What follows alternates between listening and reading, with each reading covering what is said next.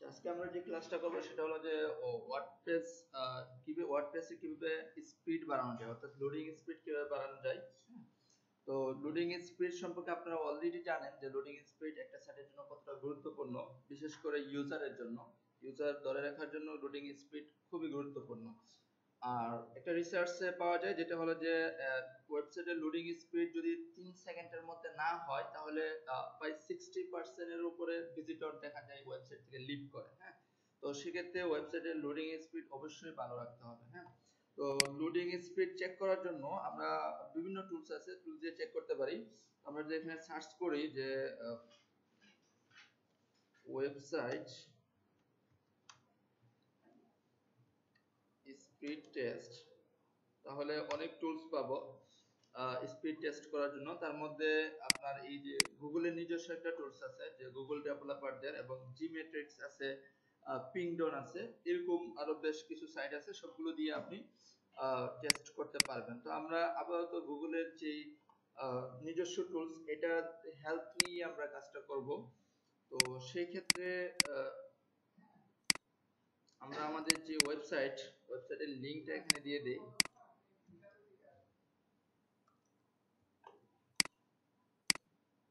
তো এই ক্ষেত্রে যেটা করতে হবে যে আপনার আমাদের যে ডোমেইন নেম সেটা এখানে দিতে হবে, দিয়ে আমরা যদি অ্যানালাইজ করি তাহলে আমাদের যে ওয়েবসাইটের লোডিং স্পিড কত আছে বর্তমানে সেটা দেখাবে। হ্যাঁ, এবং সেম কাজটা আমরা এই জিমেট্রিক্স দিয়েও করতে পারবো। দুইটাই ভালো টুলস, আমরা যে কোনো একটা দিয়ে করলেই হবে।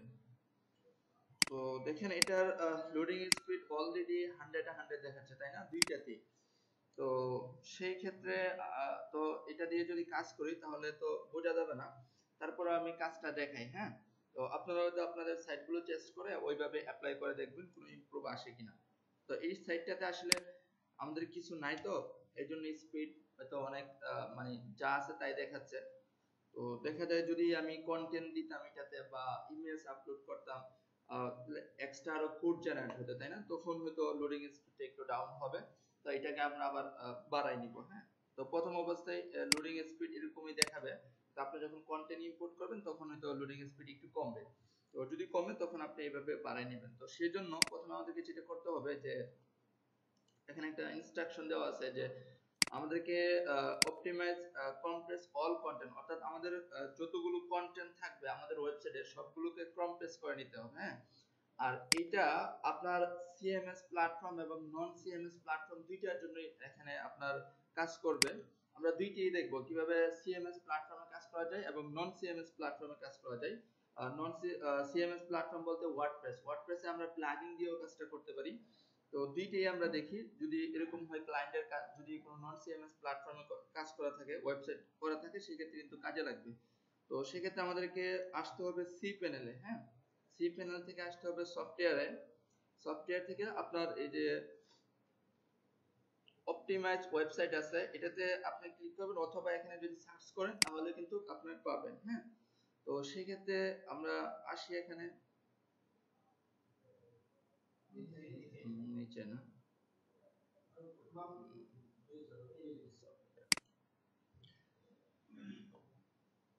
তো অপটিমাইজ ওয়েবসাইটে আসার পরে এখান থেকে আপনার এই ব্যাপার হয়েছে কি, এটা ডিফল্ট ভাবে এই ডিসেবলে থাকবে, বুঝছেন, ডিফল্ট ভাবে ডিসেবলে থাকবে। তো আমরা যেটা করব যে এখান থেকে কম্প্রেস অল কন্টেন্ট সিলেক্ট করে আমরা এখান থেকে এটাকে আপডেট সেটিং এ দিয়ে দিব। হ্যাঁ, তাহলে দেখেন এখানে বলে দিবে যে আমাদের যতগুলো কন্টেন্ট আছে সবগুলো কম্প্রেস করে ফেলবে সে, অর্থাৎ প্রয়োজন অনুযায়ী সে কমাই ফেলবে জিনিসগুলো। তো তারপরে আমরা আবার ব্রেকে যাব, ব্রেকে গিয়ে আমরা দুইটা কোড অ্যাড করব এখানে। তো কোডগুলো আমি নিয়ে আসি। তো দেখেন এখানে দুইটা কোড দেওয়া আছে, একটা হলো এক্সপায়ার হেডার কোড আর একটা হলো আপনার জিজিপ কোড। হ্যাঁ, তো দুইটা কোড কি কাজ করে সেটা একটু জানি। যে এক্সপায়ার হেডার কোড যেটা, এটা হলো যে আমাদের ওয়েবসাইটে আমরা জানি যে একজন ভিজিটর একাধিকবার আসতে পারে, তাই না।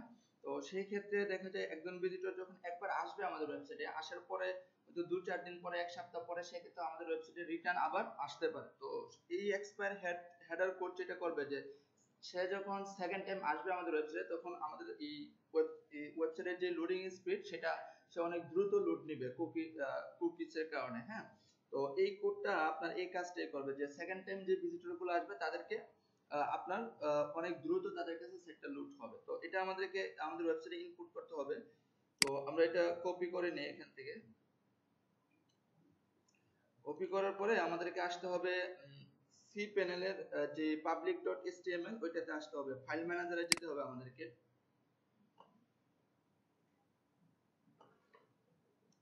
তো দেখেন ফাইল ম্যানেজারে আসার পরে এখান থেকে আমরা যাব public.html এ। হ্যাঁ, তো public.html আসার পরে আমাদেরকে এখান থেকে htaccess যে ফাইল আছে সেটা খুঁজে বের করতে হবে। তো htaccess অনেকের ক্ষেত্রে এখানে থাকবে না, যদি না থাকে সেক্ষেত্রে আমরা সেটিংস থেকে এই যে এটা আপনার আনটিক মার্ক করা থাকবে, আমরা এখানে শো হাইডেন ফাইল যখন দিয়ে দিব তখন htaccess ফাইলটা আমরা পেয়ে যাব এখানে।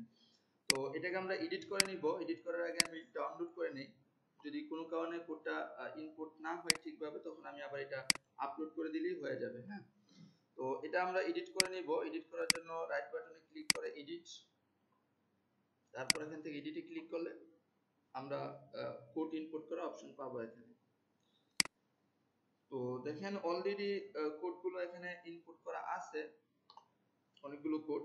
তারপরে কোডগুলো আমরা আবার ইনপুট করি এখানে। হ্যাঁ, তো সেই ক্ষেত্রে যদি ওয়ার্ডপ্রেস দিয়ে হয়, সাইটটা ওয়ার্ডপ্রেস দিয়ে করা হয় তাহলে ইন্ড ওয়ার্ডপ্রেস এই লেখাটা থাকবে। হ্যাঁ, এন্ড ওয়ার্ডপ্রেস।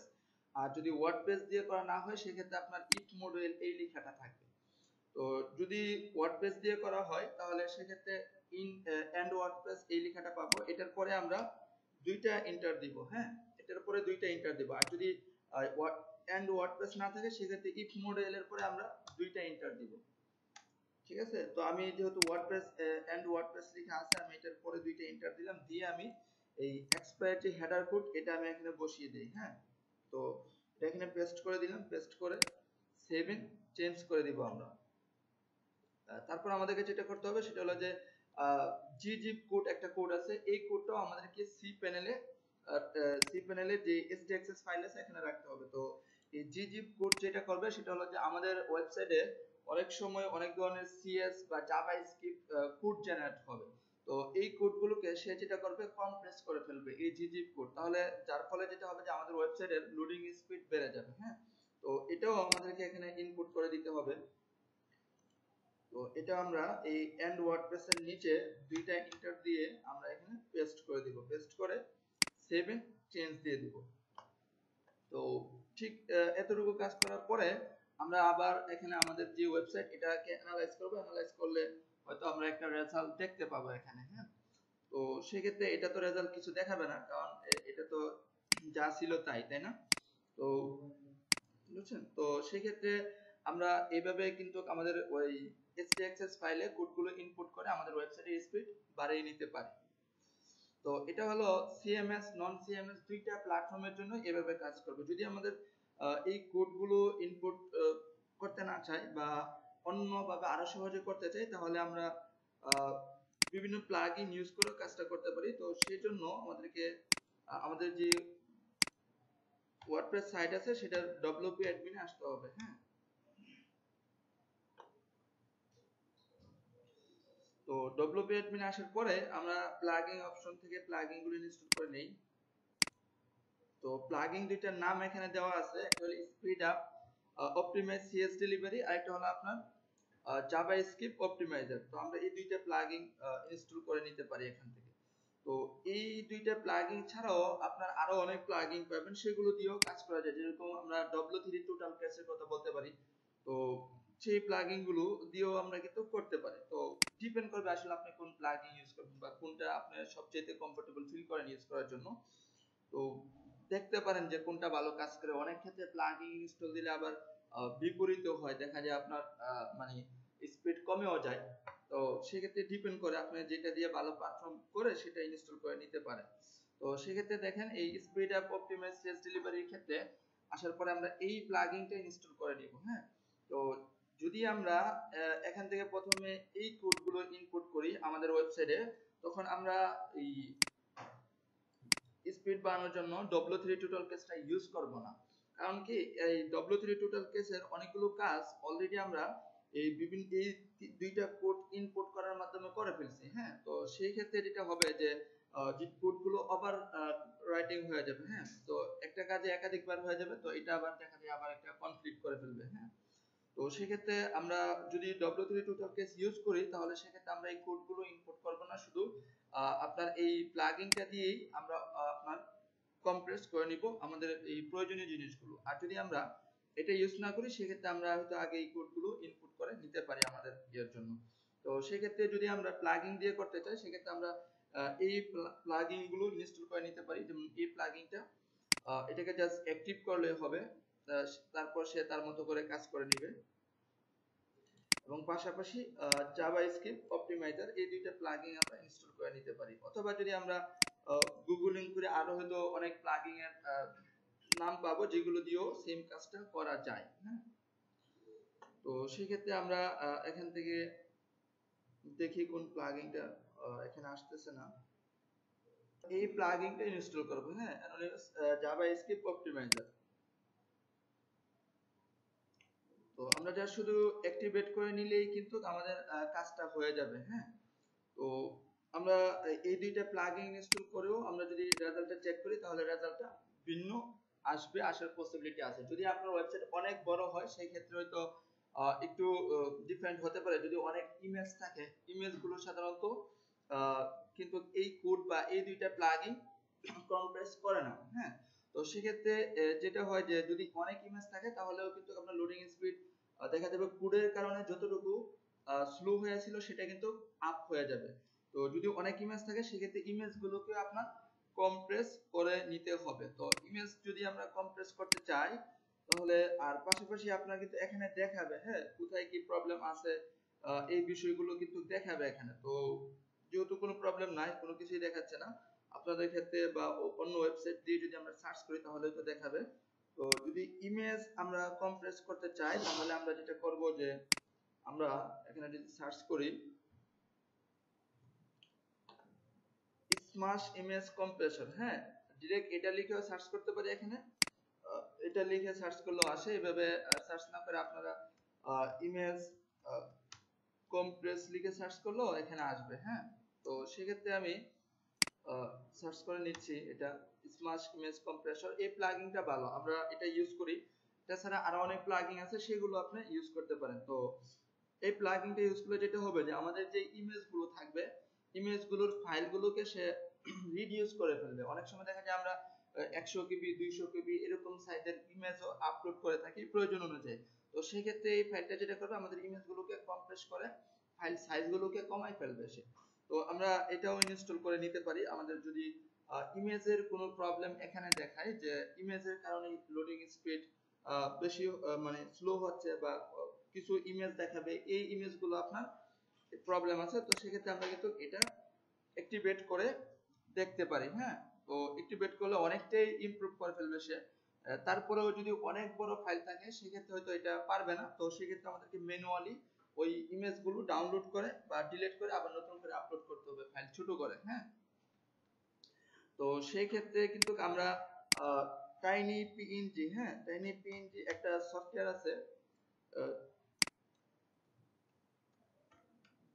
এটা দিয়ে আমরা ইমেজ কম্প্রেস করে নিতে পারি। হ্যাঁ, দেখা যাবে আপনার পিএনজির 1 MB 2 MB যে ইমেজগুলো থাকে এগুলো যদি আমরা কম্প্রেস করি এটা দিয়ে তাহলে কিন্তু খুব মানে অনেক কমায় ফেলবে। দেখা যাবে 1 MB এর ইমেজ আপনার 100-150 কেবিতে নিয়ে আসবে এরকম। আমি যদি জাস্ট এটাকেই কম্প্রেস করতে চাই তো দেখেন এটার ফাইল সাইজ হচ্ছে আপনার 1 MB। হ্যাঁ, তো আমরা দেখি কতটুকু কম্প্রেস করে।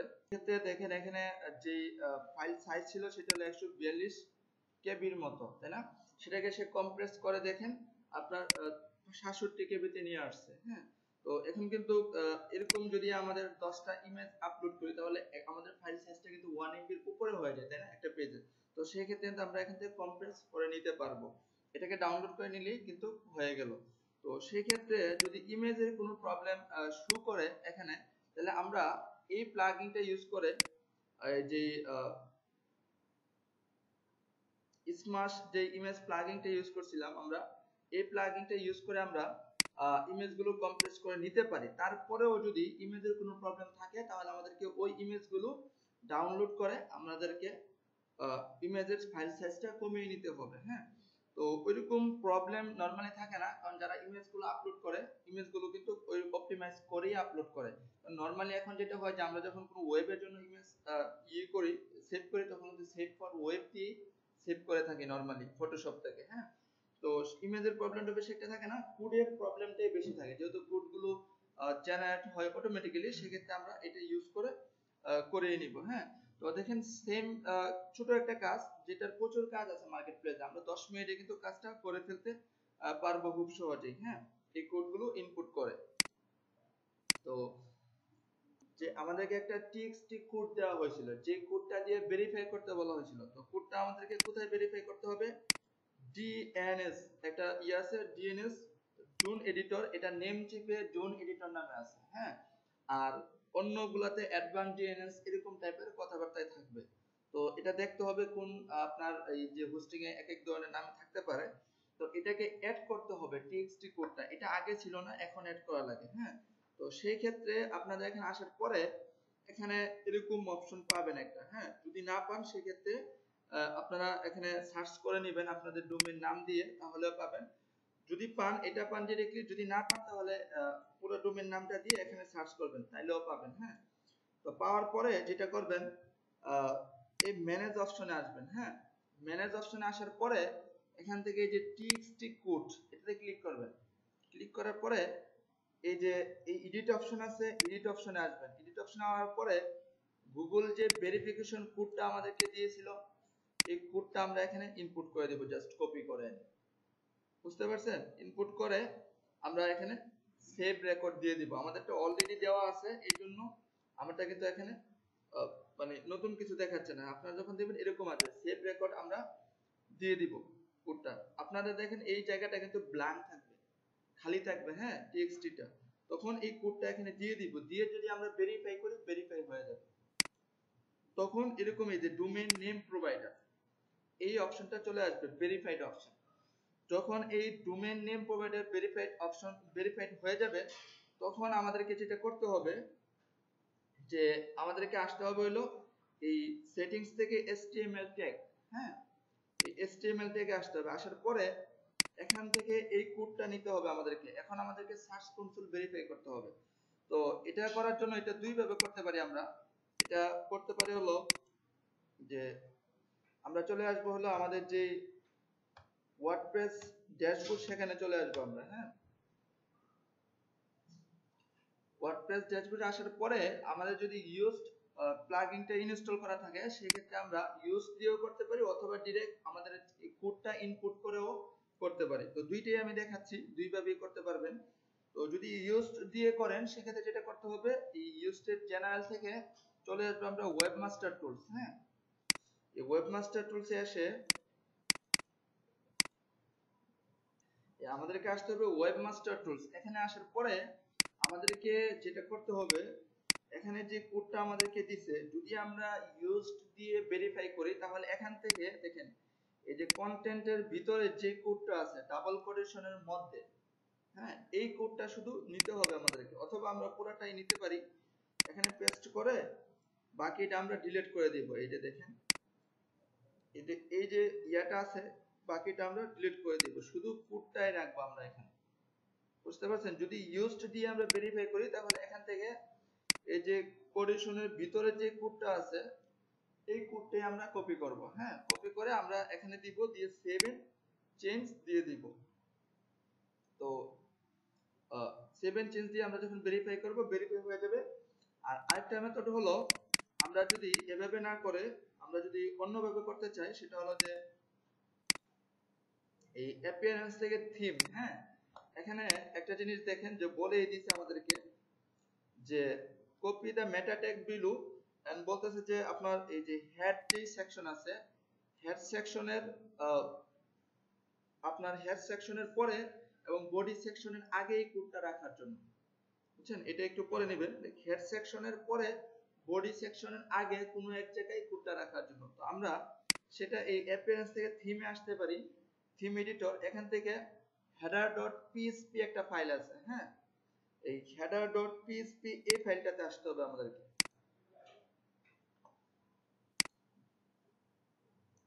এই যে এই header.php এই ফাইলটাতে আসতে হবে। এই ফাইলটাতে আসার পরে এখান থেকে খুঁজতে হবে আমাদেরকে হেড সেকশনটা কোথায় আছে। হেড, এই হেড গুলো তো বুঝেন তাই না? এটা হলো স্টার্টিং ট্যাগ আর এটা হলো ক্লোজিং ট্যাগ। হ্যাঁ, তো এখানে বলে আছে দেখেন যে আমাদেরকে বলতেছে যে হেড সেকশনে রাখার জন্য, হ্যাঁ, before the first body section. তো আমরা যেটা করব যে এখানে এই হেডের আপনার এই প্রথম দিক দিয়ে একটা ইন্টার দিয়ে আমরা পেস্ট করে দিতে পারি। অলরেডি আমার এখানে পেস্ট করা আছে এটা, হ্যাঁ, আমি অলরেডি পেস্ট করছিলাম। তো এটা এখানে পেস্ট করে দিতে পারেন অথবা এই এটার পরেও পেস্ট করতে পারেন, বাট এটা হেডের মধ্যে থাকতে হবে, বুঝছেন? তো আমরা এই জায়গায় করে দিয়েও আমরা ভেরিফাই করতে পারি অথবা সার্চ কনসোলে দিয়েও ভেরিফাই করতে পারি। তো আমাদেরকে যেটা করতে হবে এখানে কোডটা দিয়ে আমরা আপডেট ফাইলে দিয়ে দিব আমরা, হ্যাঁ, আপডেট ফাইলে দিয়ে আমরা ভেরিফাই করে নিলে ভেরিফাই হয়ে যাবে, অথবা আমরা যদি প্লাগইন থেকেও করি তারপরেও হবে, দুইটা জায়গা থেকে আমরা করতে পারবো। তো দেখেন এখানে অনেকগুলো প্লাগইন এর কথা বলা হয়েছে, হ্যাঁ, যে প্লাগইন গুলো নরমালি আমাদের কাজে লাগে একটা ওয়েবপেজ সাইটের জন্য, যে প্লাগইন গুলো কাজে লাগে সেগুলো এখানে কিছু প্লাগইন এর কথা বলা হয়েছে।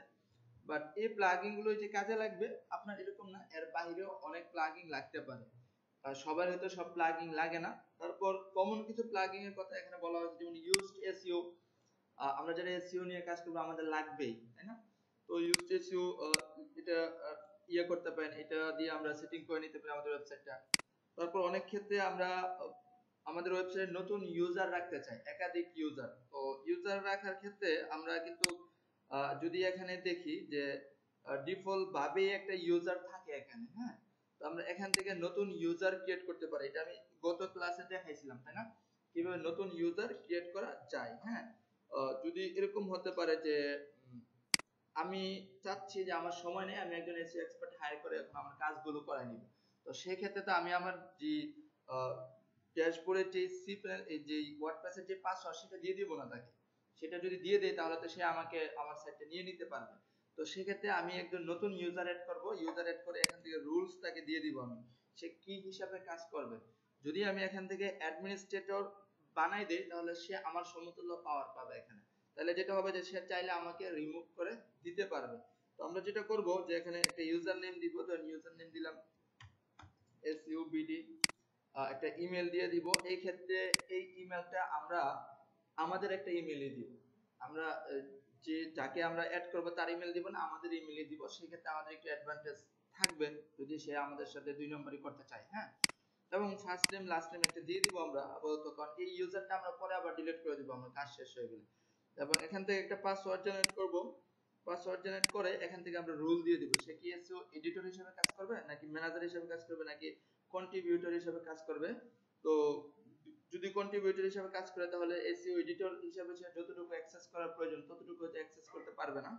তো আমরা এখান থেকে তার রুলটা এখানে দিয়ে দিব, অথবা যদি এডিটর বানায় তাহলে সে এডিটর হিসেবে এখানে কাজ করতে পারবে। কখনো আমরা অ্যাডমিনিস্ট্রেটর বানাবো না, তাহলে যেটা হবে যে সে যদি চায় আমাকে ডিলিট করে সে এটার পুরো অ্যাক্সেস নিয়ে নিতে পারবে। তখন আমরা যদি এখান থেকে অ্যাড নিউ ইউজারে দেই তাহলে কিন্তু দেখেন একজন ইউজার কিন্তু ক্রিয়েট হয়ে গেল। সে চাইলে এখন আমি যদি এই যে পাসওয়ার্ডটা এবং ইউজার নেমটা দিলাম এটা দিলে আপনি এই ওয়েবসাইটে অ্যাক্সেস করতে পারবেন, হ্যাঁ। তো এটা হলো আমরা যখন কোনো ইউজার এখানে অ্যাড করি, তো আমরা আবার পরে চাইলে এই ইউজারকে ডিলিট করে দিতে পারবো, যখন কাজ শেষ হবে আমরা তাকে ডিলিট করে দিব, এখানে আর রাখবো না তাকে, হ্যাঁ। তো ডিলিট করে দিলাম। তো সেক্ষেত্রে আবার এই আমরা যদি এটা যদি ডিফল্ট ভাবে এখানে না পাই, আমরা যদি আরো স্মার্টলি অন্য কোনো প্লাগইন দিয়ে আমরা কাজটা করতে চাই তখন আমরা এই প্লাগইনটা ইউজ করতে পারি, ইউজার রেজিস্ট্রেশন, হ্যাঁ, এটা দিয়েও আমরা কাজটা করতে পারি। এবং যেটা বলছিলাম যে আমরা সাইট ম্যাপ অ্যাড করছিলাম, তাই না? তো যেহেতু ইউজড এসইও যদি ইউজ করি তাহলে আমাদের কিন্তু সাইট ম্যাপ আর ক্রিয়েট করা লাগবে না, এটা অটোমেটিক্যালি সাইট ম্যাপ একটা ক্রিয়েট করে ফেলবে আমাদের জন্য, হ্যাঁ। তো যদি আমরা ইউজড এসইও ইউজ না করি তাহলে এই গুগল এক্সাম্পল সাইট ম্যাপ দিয়েও আমরা সাইট ম্যাপ ক্রিয়েট করে ফেলতে পারি। এগুলো কিন্তু প্লাগইন, হ্যাঁ, আপনারা যদি এইগুলো লিখে সার্চ করেন প্লাগইন অপশনে তাহলেই পাবেন। তো এগুলো একটু অ্যাড করে কাটাকাটি করে দেখবেন যে কোনটা দিয়ে কিভাবে কাজ করে না করে, বুঝছেন? তো এগুলো যত বেশি ঘাটাঘাটি করবেন তত বেশি আপনার এক্সপিরিয়েন্স হবে। তো এটা দিয়েও কিন্তু আমরা সাইট ম্যাপ ক্রিয়েট করে নিতে পারি। আর এগুলো সবগুলোই যদি ওয়ার্ডপ্রেস ইউজ করেন তাহলে পসিবল, ওয়ার্ডপ্রেস না হলে আপনাকে কোডিং করে করতে হবে। তারপরে আপনার ই-কমার্স আছে। ই-কমার্স আসলে অনেক বড় একটা জিনিস, এটা যারা ই-কমার্স বিজনেস করে ওদের লাগে। তো সেক্ষেত্রে এটা দেখতে পারেন, যদি আপনি ই-কমার্স বিজনেস হয় আপনার অবশ্যই প্লাগইনটা লাগবে। আমরা অনেক সময় আমাদের ওয়েবসাইটে স্লাইড রাখতে চাই, তাই না? স্লাইড যদি রাখি সেক্ষেত্রে আমরা এই নিবো স্লাইডার এটা ইউজ করতে পারি। এখানে তুলনামূলক যেগুলো ইজি আপনারা পারবেন সেগুলোর লিস্ট আমি করে দিয়েছি। হ্যাঁ, স্লাইড ক্রিয়েট করার জন্য আরো অনেক প্লাগইন পাবেন আপনি, সেগুলো দিয়েও কিন্তু করতে পারবেন, শুধু এটা দিয়ে যে করতে হবে এরকম না। হ্যাঁ, তারপর W3 টোটাল ক্যাশ, যেটা বললাম যে আমাদের ওয়েবসাইটের স্পিড বাড়ানোর জন্য বা বিভিন্ন CSS ফাইল কম্প্রেস করার জন্য, ইমেজ কম্প্রেস করার জন্য আমরা এই W3 টোটাল ক্যাশটা ইউজ করতে পারি, অথবা আমি যে দুইটা প্লাগইন দেখাইলাম সেই দুইটা প্লাগইনও ইউজ করতে পারেন। তবে W3 টোটাল ক্যাশ দিয়ে অনেক বেশি ইমপ্রুভ করা যায় না। হ্যাঁ, যেহেতু এটা এট এ টাইম অনেকগুলো নিয়ে কাজ করে, অনেক বেশি করা যায় না। সেক্ষেত্রে চাইলে এটাও দিয়েও আপনারা এই কাজটা করতে পারেন। এবং অনেক সময় দেখা যায় ইমেজের জন্য আমাদের যে প্রবলেম গুলো হয়, যে আমরা অনেক ইমেজ আপলোড করি যেগুলো কেবি বেশি থাকে, তাই না? তো ইমেজ গুলোকে আমরা এই ডব্লিউপি স্মার্ট প্লাগইনটা দিয়ে আমরা ইমেজ গুলোকে কম্প্রেস করে ফেলতে পারবো, যেটা অলরেডি আমি দেখাইছি আপনাদেরকে, যে ইমেজ কম্প্রেশন। হ্যাঁ, তো ডব্লিউপি স্মার্ট দিয়ে আমরা এটা করে ফেলতে পারবো। তারপর ডব্লিউপি অপটিমাইজার আরেকটা প্লাগইন আছে, যেটা দিয়েও অনেক কিছু করা যায়। তো এগুলো সার্চ করলেই পাবেন, যে আমরা এখানে সার্চ করি ডব্লিউপি অপটিমাইজার, দেখেন এটা দিয়েও কিন্তু আমরা অনেকগুলো কাজ করতে পারবো। যেমন আমাদের বিভিন্ন ডেটাবেজের যে ইয়েগুলো আছে, ডেটাবেস গুলো সে কম্প্রেস করে ছোট করে দিবে। তার মানে এই না যে আমাদের ডেটাবেস ছোট করে চলে যাবে না, আমাদের ইনফরমেশন চলে যাবে। ইনফরমেশন যাবে না, আননেসেসারি যে কোডগুলো হবে সেই কোডগুলোকে সে কম্প্রেস করে ফেলবে। আমাদের কন্টেন্টে কিন্তু কোনো প্রকার চেঞ্জ হবে না, কন্টেন্ট যেরকম আছে সেরকমই থাকবে। হ্যাঁ, তো আমরা ইউজ করে দেখতে পারি যে কোনটা কোন ধরনের চেঞ্জ আনে। হ্যাঁ, এরকম অনেকগুলো প্লাগইন দেওয়া আছে। অথবা আমরা যদি এখান থেকে এই গুগল অ্যানালাইটিক ইউজ করতে চাই, তখন কিন্তু গুগল অ্যানালাইটিক আমরা এখান থেকে ইউজ করতে পারবো। হ্যাঁ, তারপরে যেটা হবে যে গুগল অ্যানালাইটিক ইউজ করলে এখানে একটা অ্যানালাইটিক কোড আছে, তাই না? আমরা যদি দেখি গুগল সার্চ কনসোলে যদি আসি, অথবা গুগল অ্যানালাইটিকে যদি আলাদাভাবে ঢুকি তারপরেও হবে। তো এখান থেকে আমরা যা শুধু কোডটা এনে বসিয়ে দিব। হ্যাঁ, এখান থেকে যদি সেটিং আসি, তো দেখেন এখান থেকে এই যে গুগল অ্যানালাইটিক, হ্যাঁ, এখানে আমাদেরকে আগে অ্যাকাউন্ট ক্রিয়েট করে নিতে হবে। হ্যাঁ, তো অ্যাকাউন্ট ক্রিয়েট করলে এখানে একটা ট্র্যাকিং কোড দিবে। ওই কোডটা আমরা দুই ভাবে ইনপুট করতে পারি। একভাবে ইনপুট করতে পারি, যেভাবে আমরা HTML ফাইলটা ইনপুট করছি যে জায়গায়, সেম জায়গায় এখানে ইনপুট করে দিতে হবে হেড সেকশনে। হ্যাঁ, অথবা সেই কোডটা যখন দিবে, আমরা যখন এখানে অ্যাকাউন্ট ক্রিয়েট করব, কোডটা দিলে এই কোডটাকে আমরা এই প্লাগইনটা ইনস্টল করে আমরা এই কোডটা এখানে বসিয়ে দিতে পারবো। হ্যাঁ, এই এই প্লাগইনটা ইনস্টল করে আমরা কোডটা বসিয়ে দিতে পারবো। অথবা আমরা চাইলে ইউজড এসইও থেকেও কিন্তু আমরা এই কোডটা বসাতে পারবো।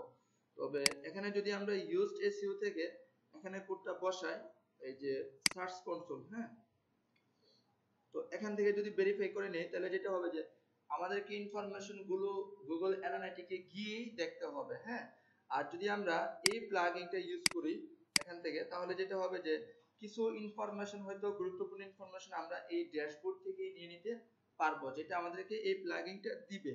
তো আমরা চাইলে কিন্তু দুই ভাবেই কাজটা করতে পারি। হ্যাঁ, সেটা হলো বিষয়।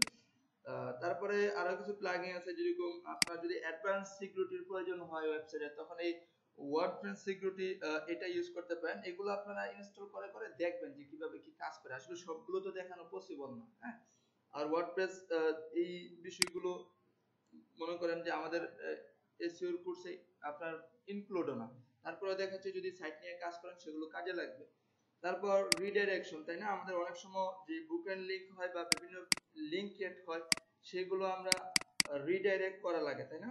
তো সেক্ষেত্রে আমরা কিন্তু এই রিডাইরেকশন এই যে প্লাগইনটা আছে সেটা দিয়েও আমরা করে ফেলতে পারি, অথবা 301 একটা প্লাগইন আছে যেটা আমি ইউজ করি, সেটা দিয়েও আপনি করতে পারেন। এখানে নিচের দিকে এই যে এটা, হ্যাঁ, এটা দিয়ে আমরা রিডাইরেক্ট করে ফেলতে পারি, অথবা রিডাইরেকশন প্লাগইনটা দিয়েও আমরা কাজটা করতে পারি। হ্যাঁ, যার শুধু যেটা রিডাইরেক্ট করবেন সেই প্লাগ ইয়েগুলো দিয়ে দিলেই হবে, এগুলো বুঝবেন সহজেই। হ্যাঁ, অনেক সময় আমরা যেই কন্টেন্ট গুলো দেই আমাদের ওয়েবসাইটে, হ্যাঁ, তো দেখা যায় একটা কন্টেন্টে আপনার অনেক পরিমাণ কি হতে পারে, কমেন্ট করতে পারে, তাই না, একটা পোস্টে বা একটা পেজে। তো দেখা যায় এই যে কমেন্ট গুলো হচ্ছে, এক একটা কমেন্টের জন্য কিন্তু আলাদা আলাদা লিঙ্ক ক্রিয়েট হচ্ছে, তাই না? দ্যাটস মিন যদি আমরা আমাদের কোনো পেজে বা পোস্টে 100 কমেন্ট পড়ে, তাহলে 100 ব্যাকলিংক আলাদা লিঙ্ক ক্রিয়েট হয়ে গেল কিন্তু, তাই না? তাহলে আমাদের কন্টেন্ট তো একটাই, কন্টেন্ট তো একটাই পাবলিশ করছি আমরা, কিন্তু 100 ব্যাকলিংক এই কমেন্ট হওয়ার কারণে 100 লিঙ্ক ক্রিয়েট হয়ে গেল। তো প্রত্যেকটা লিঙ্ক যখন গুগল অ্যাক্সেস করবে তখন কিন্তু আলাদা আলাদা লিঙ্ক থেকে একই কন্টেন্ট পাবে, তাই না? তো সেটা কিন্তু একটা ডুপ্লিকেট ইস্যু দাঁড়াবে।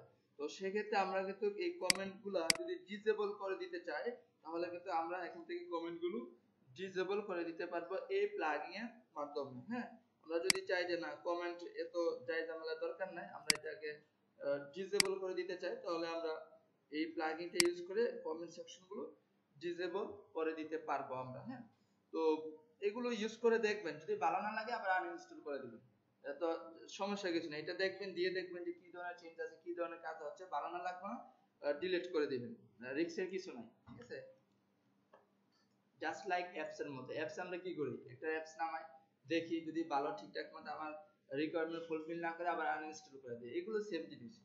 তারপর টেবিল প্রেস, হ্যাঁ, অনেক সময় আমরা যদি উইকিপিডিয়াতে আসি, উইকিপিডিয়াতে যদি আসি তাহলে যেটা হয় যে আমরা অনেক সময় অনেক কন্টেন্ট দেখি না, যে এরকম সময় আমরা এরকম একটা ইয়া দেখি, তাই না? আমরা যদি এখানে মনে করেন এটাতে ক্লিক করি, তাহলে কি করবে, সে আমাদেরকে ডিরেক্ট ওই জায়গায় নিয়ে আসলো, তাই না?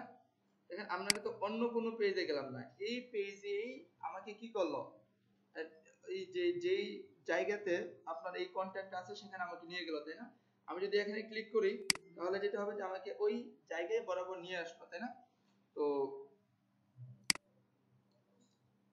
তো এরকম যদি আমরা করতে চাই তাহলে কিন্তু আমরা আপনার একটা প্লাগইন দিয়ে এই কাজটা করে ফেলতে পারি।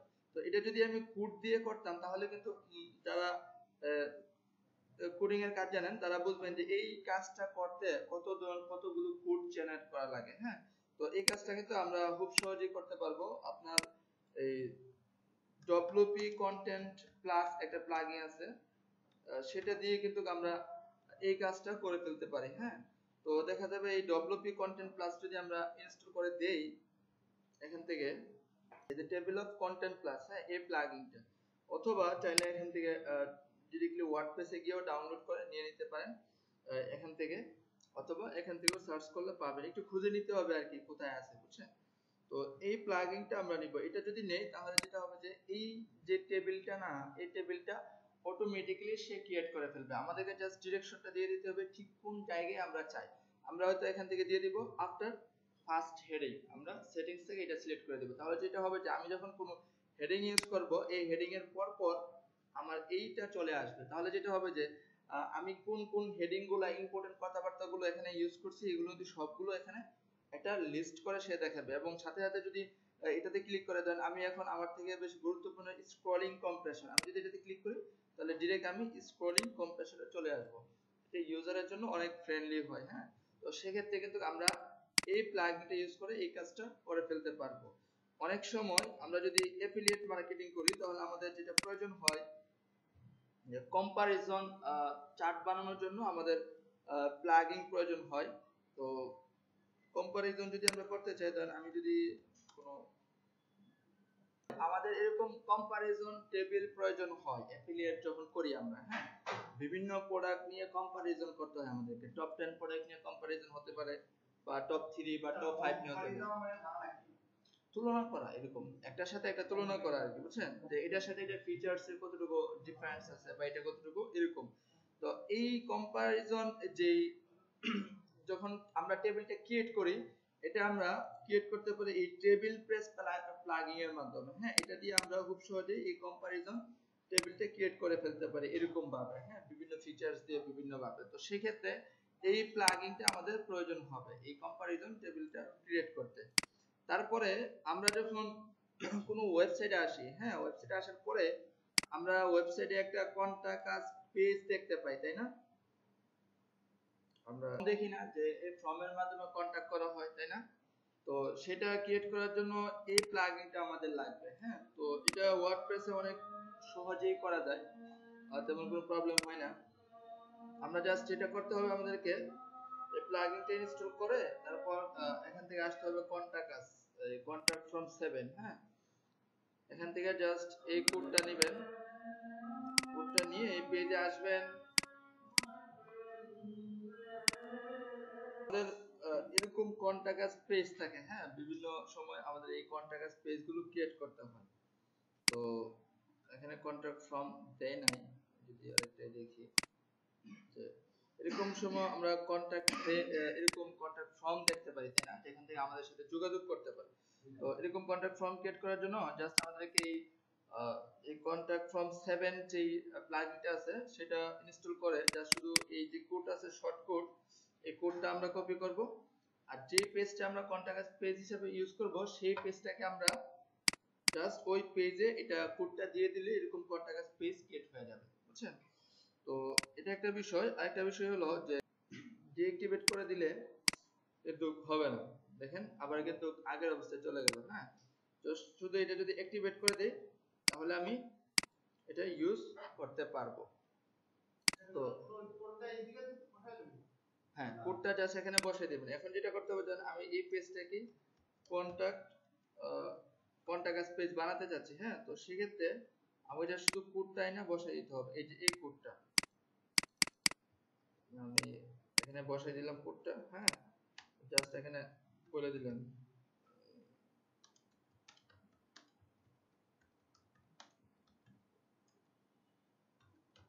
এরকম লিখে দিলাম। হ্যাঁ, জাস্ট এখন পাবলিশ করে দিই আমি এটা। তো দেখবেন কন্টাক্ট ফর্মটা ক্রিয়েট হয়ে যাবে। হ্যাঁ, এই দেখেন একটা কন্টাক্ট ফর্ম কিন্তু ক্রিয়েট হয়ে গেছে, দেখছেন? তো খুব সহজে করে ফেললাম না কাজটা। এটা কিন্তু যদি হয়তো কোডিং করে করতাম তাহলে কিন্তু অনেক খবর হইতো, তাই না? আমি যদি আবার এখন রিলোড দেই দেখেন এটা চলে যাবে। হ্যাঁ, এখন কিন্তু নাই, জাস্ট শুধু কোডটা দিয়ে দিলেই হয়ে যাচ্ছে।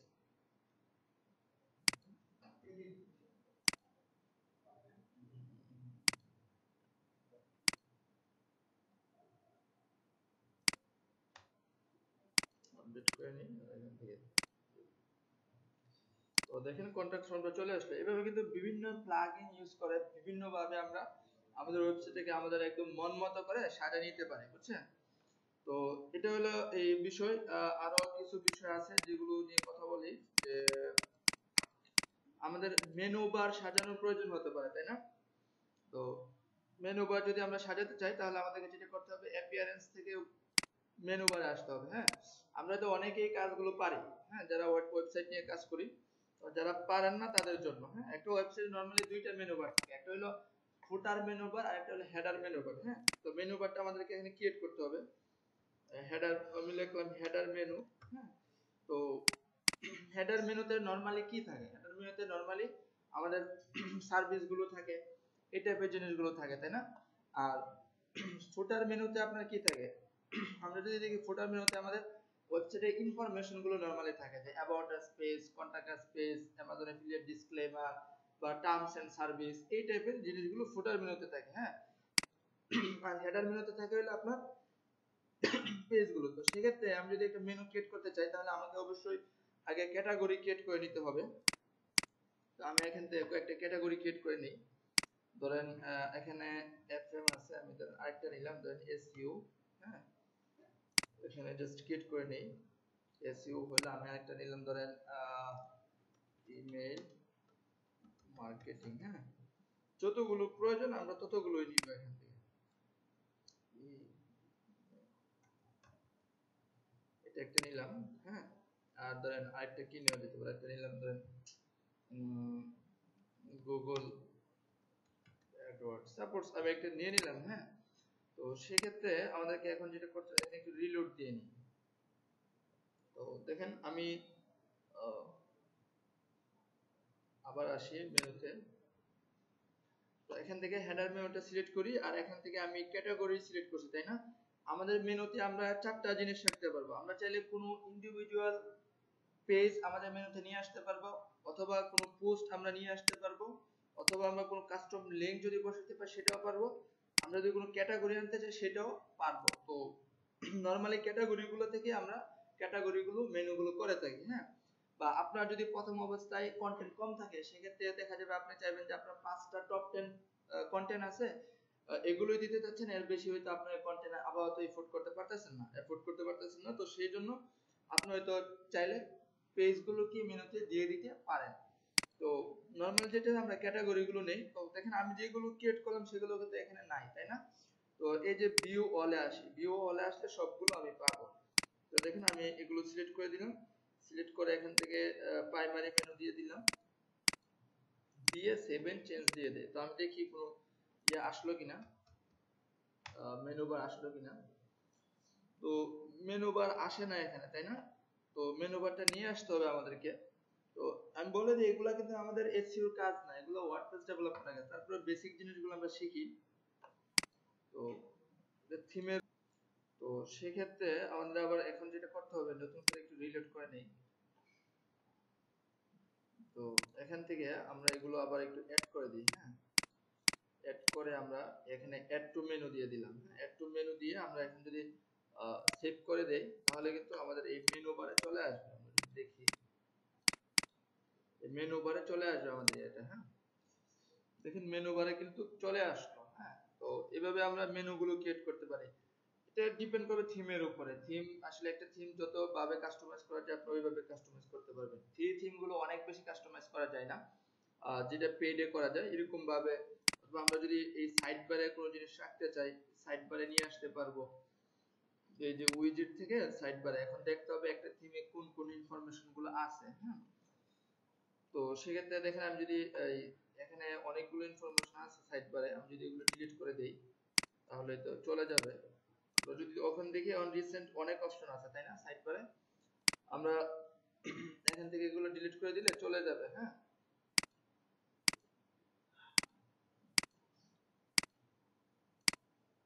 ডিলিট করি, দেখেন চলে গেল কিন্তু সবগুলো, তাই না? আবার এখানে যদি আমরা নতুন কিছু দিতে চাই তাহলে সেক্ষেত্রে এই ক্যালেন্ডারটা নিয়ে আসবো আমি, হ্যাঁ। সেক্ষেত্রে জাস্ট টেনে এনে বসাই দিবেন, বসাই দিলে হয়ে যাবে। ধরেন আমি লিখে দিলাম জাস্ট টেনে এনে বসাই দিবেন সাইড বারে, হয়ে যাবে, চলে আসবে, বুঝছেন? দেখেন চলে আসতে হবে। এরকম ইজি, আপনি যেটা রাখতে চান জাস্ট শুধু ওইটা টেনে বসাই দিবেন। এনে হেডার রাখতে চাইলে হেডারে, বা ফুটারে যদি রাখতে চান ফুটারে দিয়ে দিয়ে দেখবেন যে কোনটা দিলে কি ধরনের চেঞ্জ আসে, হ্যাঁ। এরকম ভাবে কাজ করা যায়। তো আর কি জিনিস আছে বলেন তো?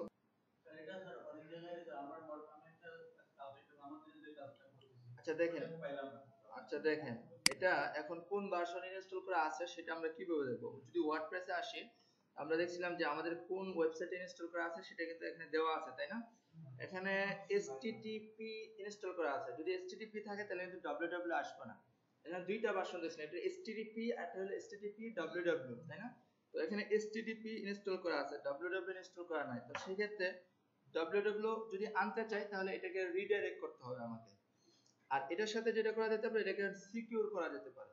সিকিউর যদি করতে চাই তাহলে যেটা করতে হবে, আমাদেরকে এখন এসএসএল এড করতে হবে। তো এসএসএল এড করার জন্য এই যে নেম চিপ এসএসএল আসতে হবে, হ্যাঁ।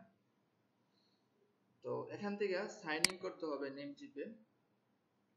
আমরা সাইন ইন করে নেই। যখন লগইন করলাম, হ্যাঁ, এখানে বলতেছে যে সি প্যানেল এলাও করার জন্য আমাদেরকে, হ্যাঁ। তো আমরা এখান থেকে এলাও করে দিব, এটা এলাও করে দেই।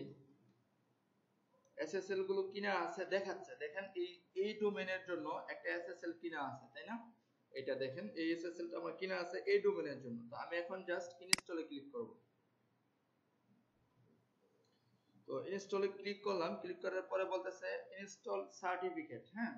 তো এখানে মেল দেওয়া আছে, মেলটা আপনি দিয়ে দিবেন যে মেলে আপনি ইনফরমেশন গুলো চান, হ্যাঁ। তো সেক্ষেত্রে আমি ইনস্টল সার্টিফিকেটে দিলাম। দেওয়ার পরে বলতেছে যে দেখেন আমার এই যে সার্টিফিকেট যেটা এটা ইনস্টল ডান হয়ে গেছে। হ্যাঁ, এখন যেটা করতে হবে এটাকে রিডাইরেক্ট করে দিতে হবে। এখন এই যে https আমাদেরটা কি আছে http, এখন ps করতে হলে https এর রিডাইরেক্ট করে দিব আমরা এখান থেকে। হ্যাঁ, তো আমরা এখান থেকে রিডাইরেক্ট করে দিলাম, একটু সময় নেবে। আর এখানে একটা বলা আছে দেখেন Namecheap is https redirection for creativity। হ্যাঁ, এটা 15 মিনিটের মতো সময় নেবে, 15 মিনিটের মতো রিডাইরেক্ট করার জন্য। আমাদেরটা এখানে হয়ে গেছে। এখন আমরা যদি তো এখানে সার্চ করি এখনই আসবে না, 10-15 মিনিট সময় নেবে, আরো অল্প সময়ের মধ্যেও হয়ে যেতে পারে। 15 মিনিটের বেশি সময় নিবে না তারা যেটা বলছে। হ্যাঁ, তাহলে দেখেন আমরা কিন্তু https কিভাবে অ্যাড করতে হয় সেটাও কিন্তু শিখলাম। হ্যাঁ,